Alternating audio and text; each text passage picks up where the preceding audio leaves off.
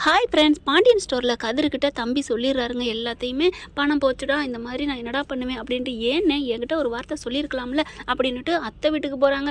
ஏதோ திருடன் கையில் சாவியை கொடுத்த மாதிரி. அது அங்காள பரமேஸ்வரி, என்னப்பா ஏதாவது பணம் கொடுக்க முடியாதுன்னு சாக்கு போக்கு சொல்கிறதுக்கு நான் எங்கே இருக்கேன்னு கேட்குறியா? நான் எங்கே இருந்தால் என்ன, எனக்கு சாயந்தரத்துக்குள்ளே பணம் வந்து ஆகணும் அப்படிங்கிறா. அம்மா அது வாயா இல்லை செங்க கா வாயான்னு தெரியலங்க. இங்கே செந்தில் என்ன பண்ணுறாங்க, கதிரும் அங்கேருந்து கிளம்புறாங்க. மீனா ஃபோன் பண்ணுறாங்க.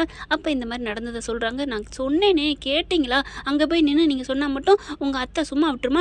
அடுத்த செகண்டே உங்கள் அப்பாவுக்கு கால் பண்ணிவிட்டு எல்லா வண்டவாளத்தையும் தண்டவாளம் ஏற்றும். அதுக்கப்புறம் பிரச்சனை தானங்க. ஏங்க இப்படி பண்ணுறீங்க?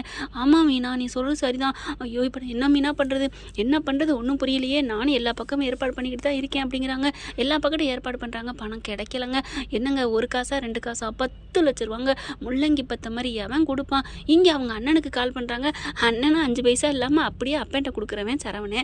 அவன்கிட்ட போய் கேட்குறாங்க. இருந்தாலும் யார்கிட்ட கேட்கலாம் இல்லையா அப்படின்னு. அந்த சமயம் பார்த்து இந்த தங்கமேல் என்ன பண்ணுது, போயிட்டு எனக்கு அல்வா வாங்கித்தாங்க, புள்ளத்தாச்சி இருந்தால் ஆசைப்பட்டதை திங்கணுமா அப்படின்னு சொன்னோன்னே வேறு வழி இல்லாமல் என்ன பண்ணுறாரு, அவரும் கூட்டி கொண்டு போய் வாங்கி கொடுத்துட்டு இருக்காரு. அப்புறம் மறுபடியும் கால் பண்ணுறாங்க. எடுக்க முடியாமல் கட் ஆயிடுது. திரும்பி கால் பண்ணுவாங்க அவங்களுக்கு முக்கியமாக இருந்தா அப்படின்னு. இந்த தங்கமேல் பண்ணுறது சரியா தப்பானே தெரியல. அதுக்கு தகுந்த மாதிரி அது நடந்துக்குது அப்படின்னு தான் சொல்லணும். கரெக்டாக இங்கே சாயந்தரம் வந்துடுறாங்க. சொன்னது மாதிரி அக்காக்காரியும் மச்சாங்காரனும். அந்த மச்சாங்காரனும் சரியான ஆள் தாங்க. இது நாள் வரைக்கும் அம்மாச்சி மாதிரி இருந்தால் அன்னைக்கு பார்த்தா ரொம்ப பேசுகிறாருங்க. பார்த்துட்டா பணம் எங்கே அப்படின்னு கேட்க, அது வந்து நீங்கள் பார்த்தா செந்தில் இப்படி கையை பிசைஞ்சுக்கிட்டு வராரு. எங்கடா பணம், எங்கே, என்ன ஆச்சு அப்படின்னு கேட்க, உண்மையை டப்புன்னு நான் போட்டு உடைக்கிறேன்ட்டு இங்கே கதிர் சொல்லிடுறாங்க. என்னடா சொல்கிறீங்க? ஆமாம், அண்ணன் பாவம் என்ன பண்ணுவார், அவர் வேலைக்கு உங்ககிட்ட கேட்டு பார்த்தாரு, நீங்கள் கொடுக்கல, அதனால கொடுத்துட்டாரு. இப்போ என்ன, பேங்கில் இருக்க காசை அங்கே போட்டாங்க, வேலை வந்துட்டா மாதம் மாதம் கொடுத்துடலாம் அப்படின்னு நினச்சி தான் அண்ணன் பண்ணுச்சு. அத்தை இப்படி வந்து கேட்பான்னு தெரியலையே அப்படின்னு கேட்க அப்படியே ஆடி போகிறாங்க. பாண்டியனால் ஒன்றும் சொல்ல முடியல. என்னங்கடா நினச்சிட்டு இருக்கீங்க? பெத்த பிள்ளைங்களாம் இப்படி எனக்கு நல்ல பேர் எடுத்து கொடுக்குறீங்க. ஏன்டா செந்தில், நீ என்ன அவனோட சேர்ந்து நீயும் கெட்டு போயிட்டியா அப்படின்னு கேட்க, அப்பா அப்படிலாம் இல்லைப்பா, எனக்கு நான் என்னப்பா பண்ண முடியும்? நானும் வெளியே வேலை பார்த்துருந்தேன்னா என்கிட்ட கையில் காசு இருந்திருக்கும். உங்ககிட்ட வேலை பார்க்குறேன், 1 பைசா கூட கொடுக்க மாட்டேங்கிறீங்க. இது நாள் வரைக்கும் சொந்தமாக ஒரு 10 ரூபா என் பாக்கெட்டில் இருந்திருக்குமா? என்னை இப்படி ஜெயில் கைதி மாதிரி உள்ளுக்கே வச்சுருந்துருக்கீங்க. நானும் சுதந்திரமாக நடக்கணுமே. நீங்கள் எல்லா பிள்ளைங்களுக்கும் எல்லாம் பண்ணிக்கிட்டு தான் இருக்கீங்க. எனக்குன்னு என்னப்பா பண்ணீங்க? அதனால் நான் ஒன்றும் சும்மா ஒன்றும் எடுத்துக்க நினைக்கல. வேலை கிடைச்சாலும் அந்த பணத்தை பேங்கில் போட்டலான்னு தான் நினச்சி பண்ணினேன் அப்படிங்கிற ஆடி போகிறாரு. கோமதி, என்னடா சொல்கிற, இப்படி பேசுகிற, எதிர்த்து பேசுகிற? ஏண்டா சண்டை போடுற கதிரை கூட நம்பிடலாம் போல இருக்கே. நீ அம்மாஞ்சி மாதிரி நல்ல பிள்ளை மாதிரி இருந்துட்டு இப்படி பண்ணிட்டியா அப்படின்னு அவனு கத்துறாங்க.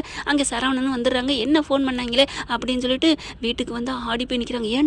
ஏன்டாவது ஒரு வார்த்தை சொல்லிக்கலாம்ல, உனக்கு தான் ஃபோன் அடிச்சா நீ தான் எடுக்கலையா அண்ணே அப்படின்னு இங்கே கதிர் சொல்ல, அடுத்தீங்கப்பா இந்த நாடகம்லாம் போடாதீங்க, எனக்கு பணத்தை வைக்கிற மறு வழியை பாருங்க அப்படிங்கிறாங்க அவங்க அக்கா அப்படிலாம் இல்லை கிடையாது, இந்த அக்காங்கிறதெல்லாம் வேலையை விடு, எனக்கு தேவை 10 லட்சம், அதுதான் வேணும் அப்படிங்கிறாங்க. இங்கே பாருங்க அத்தை, நீங்களாம் அப்படியே உங்ககிட்டலாம் நான் பேச தயாராக இல்லை அப்படின்னு கதிரை பிடிச்சி அடக்குறாங்க. உங்களுக்கு 10 லட்சம் பணம் தானே, இன்னும் 2 நாளில் உங்களுக்கு வந்து சேரும். ஆமாம், இப்போ சாயந்தரம் வந்து சேரும்னு சொல்லிட்டு இப்போ வந்துருச்சுல, இப்போ 2 நாளில் வர்றதுக்கு உங்களுக்கு நான் தர்றேன் அத்தை அப்படின்னு கதிர் பொறுப்பு எடுக்கிறாங்க. சவால் விடுறாங்க. மீனாவும் அதே தான் நானும் சொல்கிறேன், கதிரும் நாங்களும் சேர்ந்து கண்டிப்பாக பணத்தை தருவோம், நீங்கள் தயவு செஞ்சு போங்க அப்படிங்கிறாங்க. இந்த பணம் வாங்காமல் இந்த வீட்டு போகிறத ஐடியா இல்லை, என்ன நினச்சிட்டு இருக்கீங்க அப்படின்னு தாமதம்னு கொதிக்கிறாங்க. பார்த்தா சதீஷுக்கும் கால் பண்ணுறாங்க. அவர் பார்த்தா சென்னைக்கு போயிட்டாங்க அப்படின்னு சொல்லிடுறாங்களா. அதனால என்ன பண்ணுறதுன்னு தெரியல, அப்படியே முழிச்சிட்டு இருக்காங்க. ரொம்பவே கத்துறாரு. இங்கே பார் செந்தில், எப்போ என் பேச்சை மீறி இந்த மாதிரி பண்ணியோ, ஒரு நிமிஷம் நீ இந்த வீட்டில் இருக்கக்கூடாது, வெளியில் போடா அப்படிங்கிறாங்க. பார்க்குறாங்க மீனா. மாமா பணத்தை நான் கண்டிப்பாக தந்துடுவேன் மாமா, இப்போ அவர் வெளில போயிட்டா மட்டும் இப்போ 10 லட்சத்தை அவங்கள்ட்ட கொடுத்துட போகிறோமா, ஏன் மாமா ப்ளீஸ் மாமா அப்படிங்கிறாங்க. என்னப்பா மீனா, உனக்கும் தெரியுமா, எனக்கு அதுக்கப்புறம் தான் மாமா சொன்னார், நான் எவ்வளவோ சொன்னேன் மாமாட்ட சொல்லுன்னு, இவர் தான் சொல்ல மாட்டேன்ட்டாரு அப்படிங்கிறாங்க. ஐயோ என் பிள்ளைங்களாம் எனக்கு இப்படி பண்ணுறீங்களே அப்படின்னு சொல்லிட்டு இருக்கீங்களே. கதிர் என்ன பண்ணாங்க, உங்களுக்கு பணம் தானே, கண்டிப்பாக நான் 1 ஹவரில் நான் பணத்தோட வர்றேன் அப்படின்னு சொல்லிட்டு வெளில கிளம்புறாங்க. மீனா ஓடி வராங்க. கதிர் தம்பி எங்கேப்பா போவேன், நீ பணம் எப்படி ரெடி பண்ணுவேன்? உடனே கதிர் இருந்துட்டு, அண்ணி அதை பற்றி நீங்கள் எதுவுமே நினைக்காதீங்க அண்ணே, 10 லட்ச ரூபா பணத்தோட நான் வர்றேன் போதுமா அப்படின்னு சொல்லிட்டு அங்கேருந்து கிளம்புறாங்க. எப்படி பணத்தை கொண்டு வந்து கொடுக்க போகிறாங்க கதிர், சொன்ன மாதிரி வாக்க காப்பாற்றுவாங்களா அப்படிங்கிறத வரும் காலங்களில் பொறுத்து இருந்து பார்க்கலாம். ஃப்ரெண்ட்ஸ், இந்த பதிவு உங்களுக்கு பிடிச்சிருந்துச்சுன்னா உங்கள் பொண்ணான கையால் ஒரு லைக்கை போட்டு சப்ஸ்கிரைப் பண்ணிடுங்க. Thank you friends.